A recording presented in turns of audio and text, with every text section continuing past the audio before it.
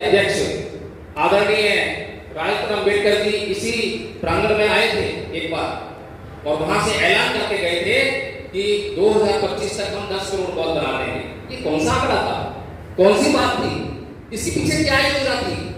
किसी ने ना योजना पूछी और ना उन्हें योजना बताई। अगर हमें कोई भी कार्य करना है और उसकी कोई हम स्पष्ट योजना ना बनाएं तो क्या वह कार्य संभव है? बताइए, आप कितने कार्य करते हैं जिसकी आप बिना योजना बनाए कार्य कर लेते हैं? नहीं करते। घर से कदम बाहर निकालते हैं उससे पहले आपको पता होता है कि मुझे कहाँ जाना है, उसकी पूरी रूपरेखा, पूरा रोड मैप सब तैयार करके जब निकलते हैं। तो भारत को बौद्ध में करने की योजना के बगैर आप भारत को बौद्ध में कैसे कर पाएंगे? सोचना ही नहीं, हमने कभी इसको विचार ही नहीं किया। लेकिन क्योंकि अभी तक हमने ब्राह्मणवाद को गालियां देना ही सीखा है, उसी में मजे लिए उसको गाली देते हुए कोई किसी को सुनते हैं तो बड़ा आनंद आता है, बड़ा मजा आता है, व्हाट्सएप पर फेसबुक पर लगातार ही चलता रहता है। लेकिन भगवान बुद्ध का धम्म क्या है, इसकी तरफ हमारा बिल्कुल ध्यान नहीं।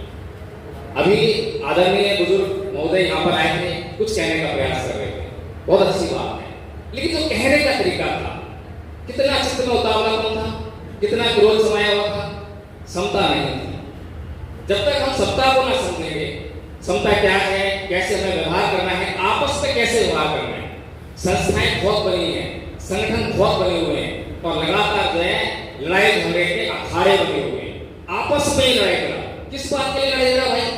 कोई अगर समस्या है तो भगवान बुद्ध का भिक्षु संघ आपके सामने एक प्रेरणा के तौर पर मौजूद है कि किस प्रकार से भगवान बुद्ध भिक्षु संघ में किसी भी समस्या का निदान करते थे। आप क्यों नहीं करते?